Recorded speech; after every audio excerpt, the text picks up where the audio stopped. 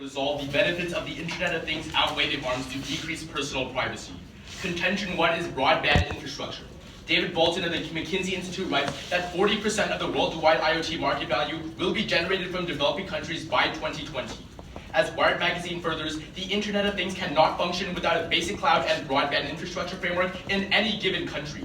As a result, Bolton furthers that the push to bring the IoT to developing countries will also entail an expansion of traditional broadband internet.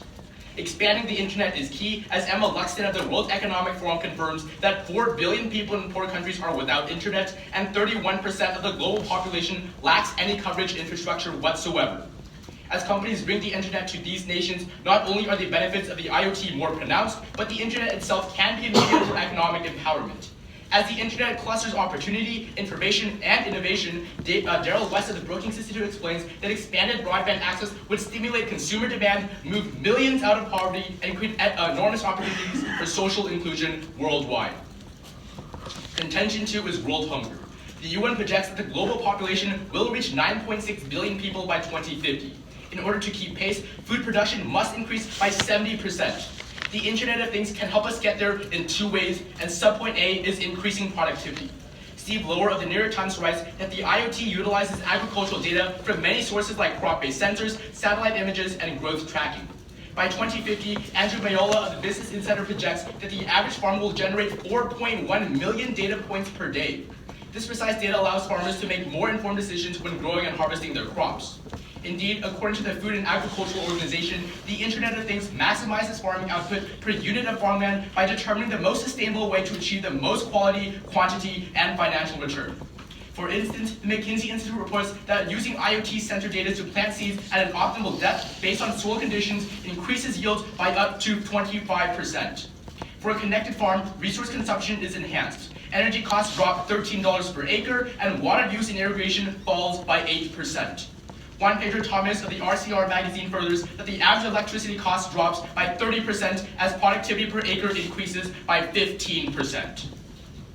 Subpoint B is avoiding climatic instability. Angela Hawken of IBM enumerates that 90% of all crop losses are due to weather changes. With IoT gathered weather data, farmers are able to build predictive weather models. Carlton Jones of African Agricultural Council indicates that to some extent, most reported crop failures could have been avoided through the use of technology that is only now becoming available. IoT integration within the agricultural sector can ensure that farmers are prepared to deal with droughts by informing them of what to plant and where to plant it. Jordan Mariani of the Deloitte University Press impacts that in areas with dynamic weather and disease patterns like sub-Saharan Africa, the IoT has the potential to increase agricultural productivity by 70% in 2050.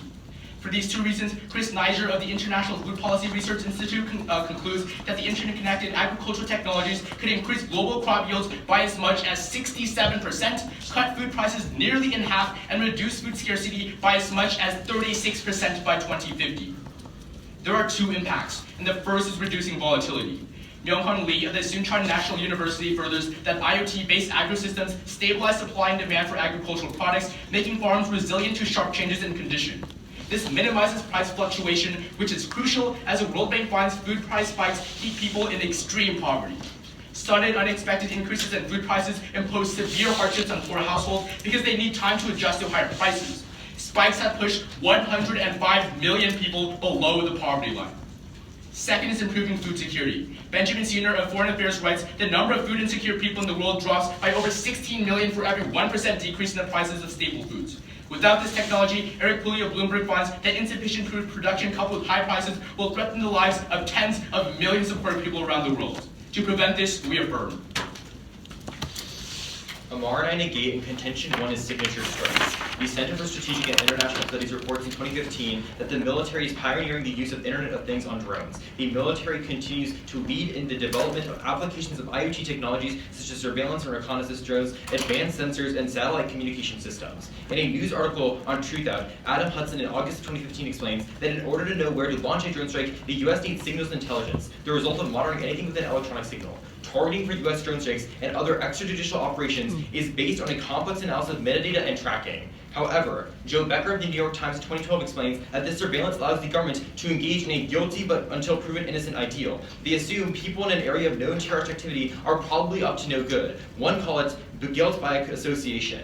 Admiral Mike Mullen furthers in a 2012 Global Justice Clinic at the NYU School of Law brief that each time a bomb kills or hurts civilians, we risk setting out strategy back months, if not years. Civilian casualty incidents will hurt us more in the long run than any tactical successes we may have achieved against the enemy. The impact is threefold and catastrophic. First, of the deaths of innocent men, women, and children.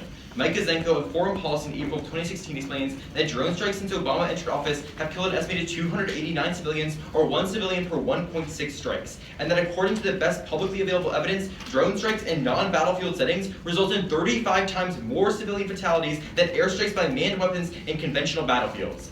Second is increased terrorist recruitment. The NYU School of Law brief explains drones have replaced Guantanamo as a recruiting tool of choice for militants. One study in June of 2012 by the Middle East Policy Council found it probable that drone strikes provide motivation for retaliation and that there's a substantive relationship between increasing the number of drone strikes and the increasing number of retaliation attacks. They further that current U.S. drone strike practices may set dangerous global legal precedents, erode the rule of law, and facilitate ruthless recourse to lethal force. Third is an undermining of Western goals. An NBC World News article in 2012 explains that U.S. strikes have contributed to the delegitimization of NGOs and aid organizations perceived to be American, decreasing access to much-needed services such as water, education, and the administering of polio vaccines.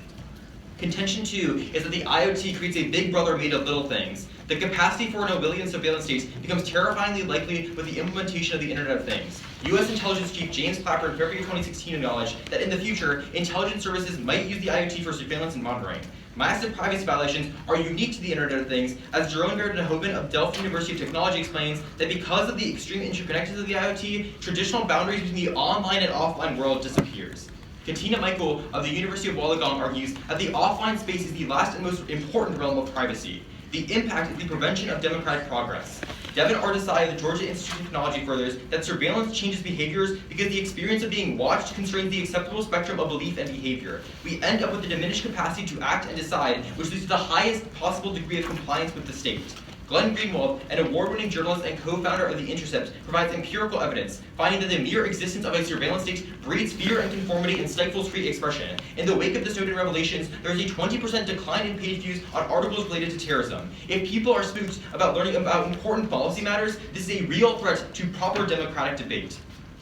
Furthermore, the Internet of Things removes the ability for individuals to have their voices heard, eliminating a check on bad governance. Philip Howard of the University of Washington in 2015 explains that individual monitoring through the Internet of Things allows for such personal information gathering that governments no longer need to use polls and surveys to determine public opinion, eliminating the voluntary civic participation needed for strong democracies. Smart data mining will cost good money, he elaborates, which will place it out of the reach of society's watchdogs who will not be able to use this data to check back on what big political players are doing. Don't sacrifice democracy for technological tyranny and stand with the negation. Thank you. No, back. Do governments always have the incentive to watch other citizens? Always? Yeah. I mean, I kind of think it depends on what kind of government you operate in. So if a government does have the incentive to surveil, will they always have that incentive? I mean, this is a really nebulous question that I don't feel comfortable answering without any sort of just generally speaking, context. we don't need an exact answer that's definitive. I mean, I feel like you're going somewhere with this. If I can ask what that is. Sure. So, this is Devesh will probably bring this up later, but generally speaking, when a government wants to watch its citizens, will it try to watch its citizens through any means? I mean, if it wants to watch its citizens, I guess honestly what the point of that is exactly. Okay, sure. We'll show you later. Do you have a question?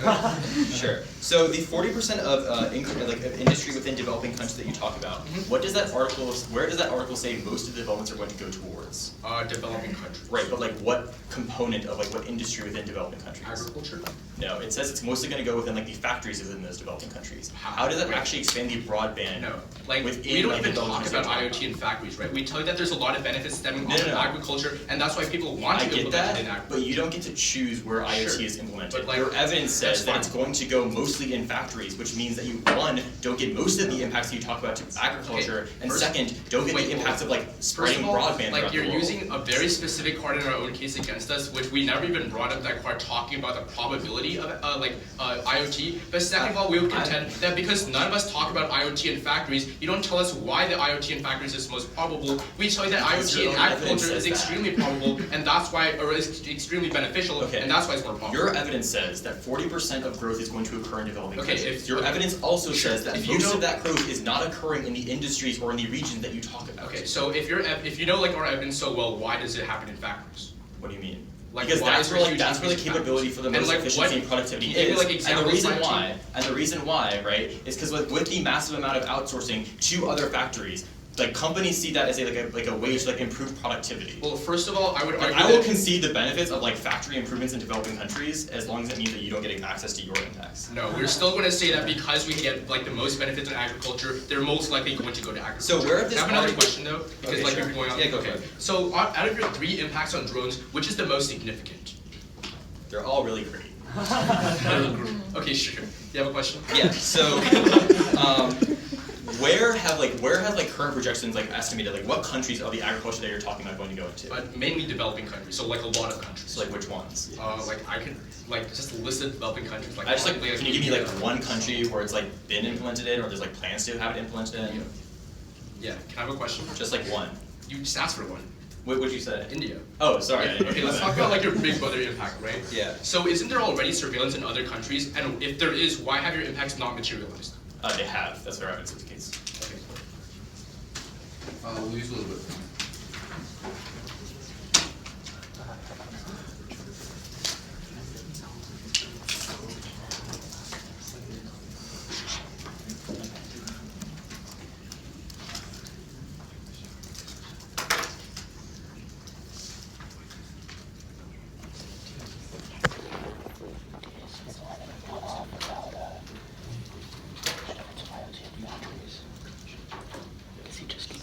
Really quickly, can I see where in our evidence it says it's all going to manufacturing? Yeah. Can you bring your evidence? Okay. I just want to make sure like I can make sure it's the right one. I just Can wanna- I if just it's like your evidence saying it's all going to manufacturing? I just like want to make sure that I'm like gonna pull through evidence against yours. Okay, sure.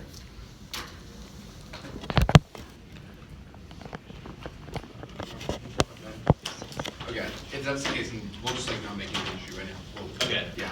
I'll like pull up the one like during your rebuttal. Yeah, sure. Alright, everyone ready? We'll start the time.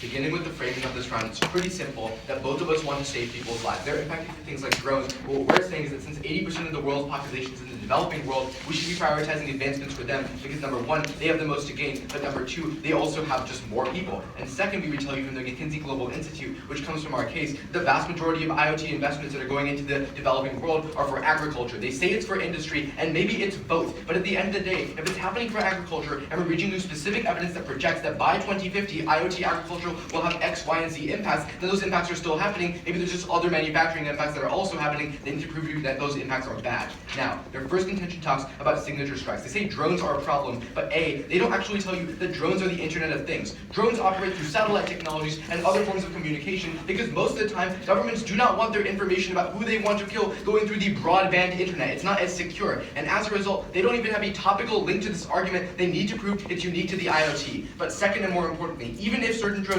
do use the IoT, I would contend that A, most of the drones that are using the IoT are standard reconnaissance drones used by consumers because people actually want to use an insecure network, they don't want to spend more. But B, and more importantly, even if they're using IoT drones at the governmental level, since they concede in Crossfire, the governments are still going to have the exact... We really never agree to that. What me and Ozan would contend to argue is that the biggest harm in today's debate that outweighs anything is terrorism. We give you 2 tiers reason for that, none of which he efficiently responds to. First, we tell you that there's an increase in terrorism recruitment when you have these drone strikes occurring. He He tries to tell you that the drone strike program is going down right now. That is empirically not true. We're showing you increases in signature strikes under the Obama administration, like that's what he's been known for. But furthermore, what's really important on why terrorism is important is the third impact, where we talk about undermining Western goals. He's like, oh, you shouldn't look at stuff through the values of the West, but that's not our argument. Our argument is that Western corporations like he talks about, Western NGOs like he talks about, go into these developing countries, go into these Middle Eastern countries where you have terrorism, and they give them these IoT sensors. They give them materials that help people survive and subsist. But when you have increases in terrorism occurring to these countries, they deny the help of the West because they don't trust them, and that anti-Western sentiment outweighs in a prerequisite to every single thing they talk about. But furthermore, on terrorism interacting with their case, recognize right now, ISIL and terrorist organizations in Africa take agriculture from citizens and use it for their own gain. At the end of the day, if you can't stop terrorism, all their benefits are being co-opted. With that being said, let's go to my opponent's case. Starting off on their first contention, they talk about this idea of broadband usage. Me and Ozan are going to have a couple of responses. So the first of which is this argument is basically just a projection, right? Like there's no definitive way that says that IoT is going to be going to the developing world. In fact, me and Ozan will contend to argue that this is not the case, and that's true for a couple of reasons. The first of which is the idea from the University of Dhaka that even if the IoT went to the developing world, they don't have the human resources to maintain an IoT server and IoT device in general. They don't have engineers, they don't have scientists, they don't have technicians. It's not a business profitable move for my business to pour in billions of people in the labor force along with establishing something for my benefit. That's not as much for my benefit. But furthermore, recognize that in order to have effective implementation of IoT, you also need effective government. According to E-Tech, without effective regulation and implementation, the IoT would never be able to succeed. And in these developing countries, because there are unstable governments, again, this implementation doesn't happen. But furthermore, according to the University of Dhaka, again, it explains that there's actually no funding right now for developing countries to receive IoTs because it isn't business profitable. Their argument is completely untrue. Secondly, all their benefits stem from the internet, not the Internet of Things, so you can cross that off the flow because of today's access specifically of benefits of the Internet of Things.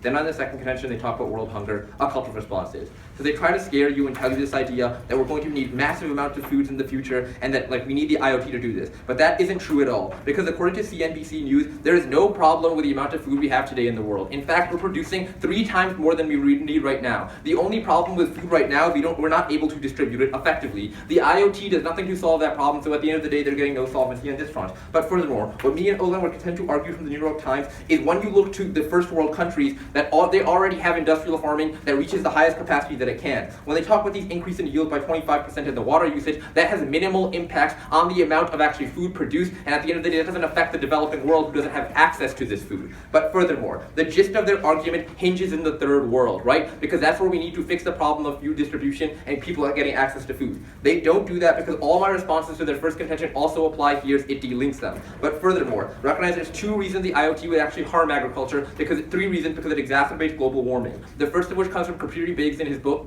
about the IoT and energy sensors, where he finds that when energy sensitive technology leads to more efficiency, people double down on their use, and on net that leads to more emissions which hurt the environment. Secondly, according to the Economist, to create IoT technologies, we're going to see a huge increase in the mining of rare earth minerals, which also hurt the environment and on net cause more global warming. But finally, recognize that even if they talk about these energy sensors, there's tons of other IoT devices that release emissions into the atmosphere, and on net that increases it, causing more severe weather, causing more droughts. They say that's so bad to happen. And finally, GMOs are already solving the problem in the status quo. There's no unique benefit from switching to the IoT. So for all those reasons, you should negate it.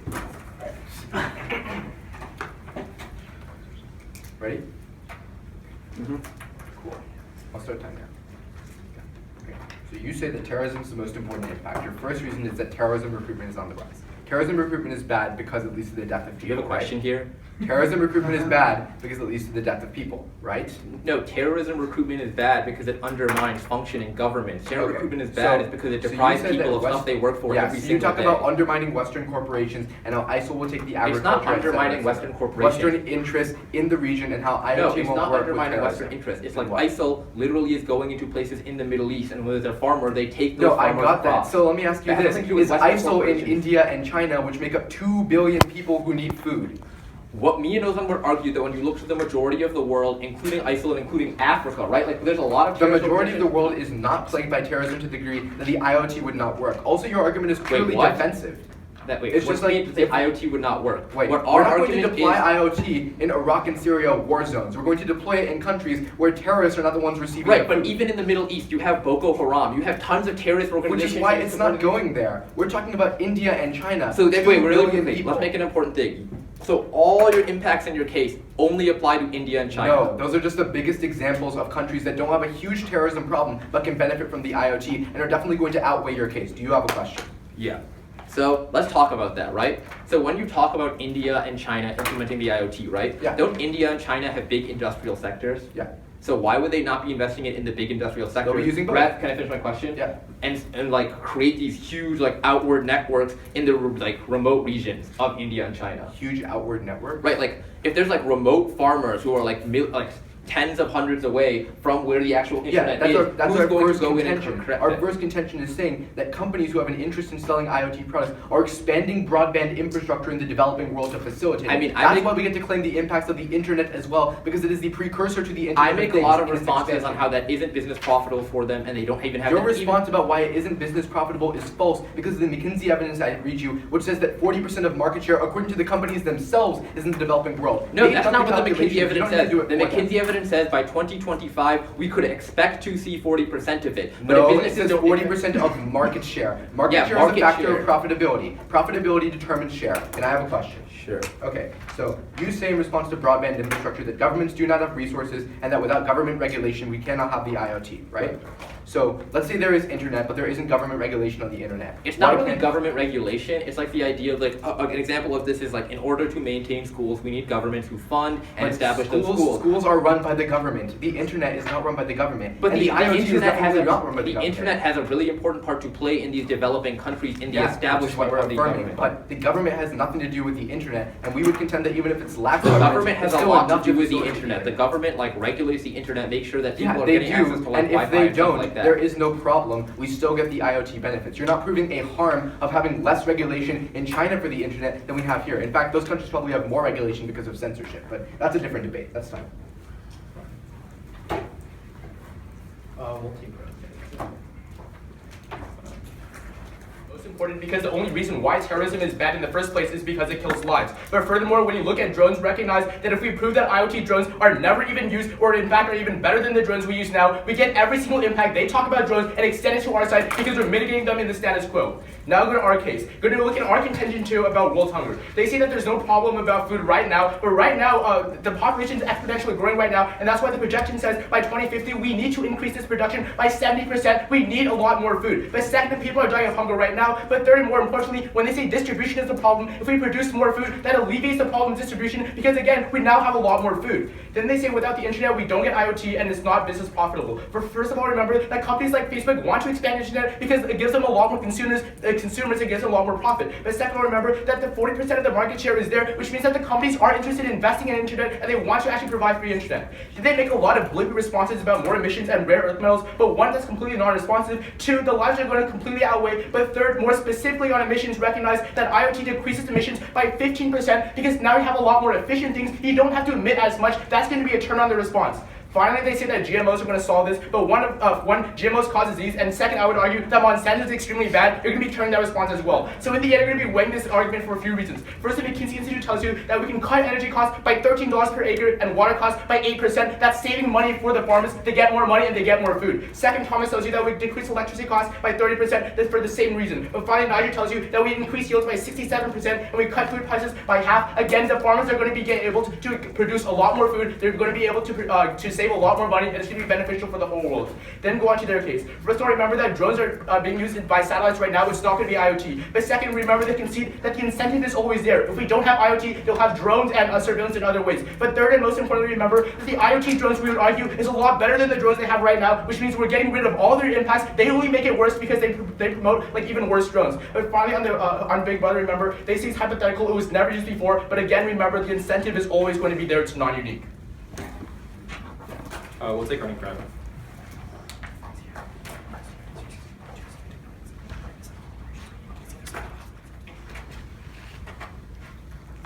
Like, literally just their case, our case. So their case first. Yeah, and I'll like cover like the weighing like live stuff at the end. Okay. 3 reasons why they don't get access to any of their impacts. The first of all is that we tell you that the developing countries don't have the human resources necessary in order to actually implement the IoT and the skill that they're talking about. Second, we tell you that those same developing countries don't have the effective governments or government regulation needed to actually make sure that the effectiveness, the implementation of the IoT is going to be successful. Third, we tell you corporations do not have the incentive to go into these markets. They just randomly assert that they do, but that they probably don't understand is a place where people are starving the most, like Southeast Asia, like in Africa, are the places where population density is the lowest. They don't gain some untapped potential to some massive market just because they go and help people who need agriculture devices. The places like India and China, where most of where their markets are already probably have internet in the majority of cases because there's high population density there already, so they don't change anything. Moreover, they're not addressing the actual issue of solvency. We tell you efficiency is high already as is. We already have 3 times the amount of food we need to feed the current world population. Even if that goes up by 70%, we still have the food capability that we need. Finally, remember the turn on greenhouse gas emissions. They say that 50% emissions reductions, but that evidence is reliant on 100% implementation of the IoT to reduce energy efficiency. We tell you the bounce back effects and rare earth mineral mining will increase the amount of global warming, which will increase the amount of natural disasters, which then decreases productivity of the of agriculture sector on the whole. That's the reason why you should vote for them. Then, the place where you can clearly vote for us is on our first contention. We tell you that the reason why drones specifically are IoT is because the unique sensors that those drones use collect metadata, and that's how they analyze who they're going to strike. The reason why this isn't actually more accurate is it's not individually targeted. It's saying if this person in general looks like someone who might be a terrorist, then we're going to target them. That increases civilian casualties by 35 times, and moreover, we tell you that that's worse than recon drones, and we tell you that's already on the increase in places like Africa. The reason why this outweighs his arguments fundamentally is one, the loss of civilian lives is way greater than any sort of marginal benefit of the fact that we can help people in other ways through agriculture. The second reason is that the places where terrorism instability is the worst is the place where starvation is the worst. If we increase terrorism instability, we make starvation at the worst places also worse, which means that we link in better to their starvation impacts. Alright. You guys ready? Yeah. So let's talk about the US drone program. Yeah. Where do we fly our drones over right now? Pakistan, Syria, Yemen, Afghanistan, Iraq. Add all those countries Africa. together, what percent of the world population? That's not country, sorry, but what? Add all those countries together, what percent of the world population are we looking at?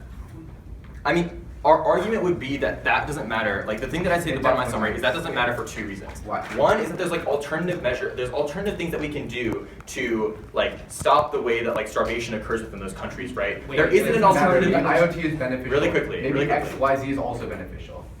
Right, but my point is there's not an alternative way that we can prevent the things like drone strikes that we talk about. But drones can operate non-IoT. That was the response you never addressed. Is that the Right, no, I get that. No, but their problem is, sure, drones can be non-IoT, and drones were non-IoT. But now that we're changing the way our military works and making drones IoT, the trend right now is to IoT. Amari, and the total point is that in first crossfire, you damned this argument when you conceded that governments will always have the same incentive. No, we did not. Wait, it would switch back to yeah, the no, old I drones. understand Ozan said that, but that doesn't damn the argument. And excuse my language, because specifically what me and Ozan tell you is before we were using drones that were not that were manned drones, right? And that leads to less civilian casualties. So now that we're using let me just clarify why we think why do they switch to IoT drones? They already have switched. Yeah, I'm asking why. Why do they want to switch from conventional drones to IoT? Because that way they can justify the extrajudicial killings of innocent people. How are they going to justify it because it's IoT? Because not right now, because no, they justify it with IoT because now they can say instead of targeting a specific person, we're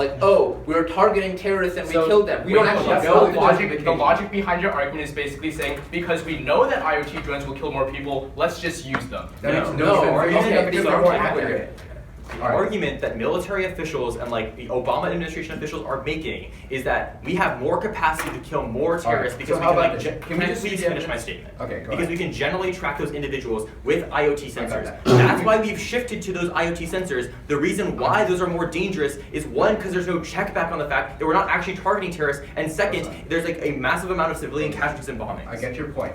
So what I'm asking you is prior to when we had the current drone expansion, which you say was under Obama, under the George Bush administration, were we substantially better off in terms of terrorism? Yes, because we were not killing 35. Yes, under George Bush. No, so wait, let's clarify it like this. Yeah, wait, really quickly. The signature drone strikes program we advocate for in our contention started being implemented by Obama. It had nothing to do with what But this has nothing to do, all right, like obviously terrorism on the whole was increasing under the Bush administration. But the fact that there's 35 times more civilian casualties under the IoT drone program indicates a pretty It's already such a big deal, and you can't even see what the difference from IoT was because of the general trend. Then how big is your impact? Like, you literally told us you can't quantify your impact whatsoever. What do you mean? We said it's 35 times over. That leads to more terrorism. 5 times over what? If terrorism in general 35 has times gone more down, than like conventional military tactics. If terrorism in general has gone That's down, time. then that 35-fold must have been a small amount of people. Well, this is a little bit of propaganda.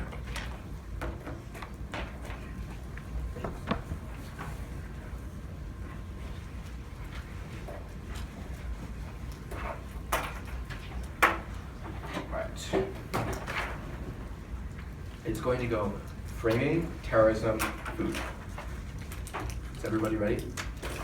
Time starts now. Beginning with framework, they say that terrorism is more important because it precludes food and links into lies. Number one, they can't link their impact to lies because under Obama, terrorism went down as established in Crossfire, which means that even if it's somehow 35-fold, that 35-fold is on such a small margin that they're not getting a huge impact. We would contend that the drones, number one, were basically the same before the IoT for the reasons that I give you, but second and much more importantly, IoT made them more accurate, not more expensive. You cannot justify expansion of drone policy as a Democratic president saying we're going to kill more people. That was not the reason Obama gave, and just them telling you there was isn't going to be an impact. But more importantly, we're outweighing because we say that most of the countries targeted by drones already aren't going to have the IoT, number one, and number two, it's a very small proportion of countries. The countries that are going to benefit from agricultural improvements are India and China that have the hugest amount of population in this debate, and for that reason, if we link into agriculture and those lives, we're definitely going to outweigh with the tens of millions of people who won't go hungry. Now, on our case, talking about agriculture, number one, they try to extend that they don't have the resources, but we say number one, that they're adding the resources by adopting the broadband infrastructure. That was the logic of our case, and number two, the McKinsey evidence says that it's ready for adoption in the developing world, also not responded to. Second, they say that governments aren't effective, but we tell you that governments don't need to regulate it because the internet is a private good, and that the farmers are ready to embrace this technology because it's just sensors you put in the soil. Third, they say that it's not that they don't have an incentive to adopt it because these countries have like less population density. No, China and India have huge population density. That's why they have such a distribution problem. So when they say that we produce 3 times as much food, that's because most of the food is clustered in the Western world. When you adopt these technologies, the developing world can produce their food. That's why it needs to increase by 70% by 2050, uncontested. So you can extend the analysis says you say a halving of food prices at the bottom of the argument when you adopt the IoT. That's a projection of 2050 based on the current trend of expansion. When you have food prices, we say you save tens of millions of lives from hunger. So at the end of the day, you can impact to some small increase in ISIS expansion or tens of millions of people who will die by 2050. Let's save those lives and affirm the resolution.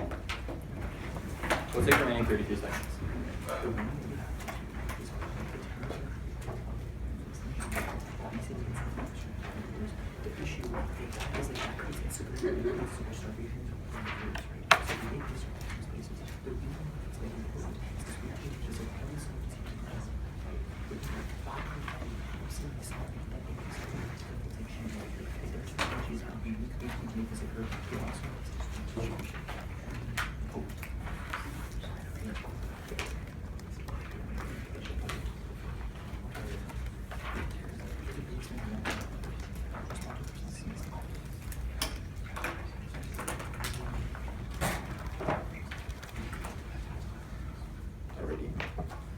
All my judges ready. One is ready. Ready.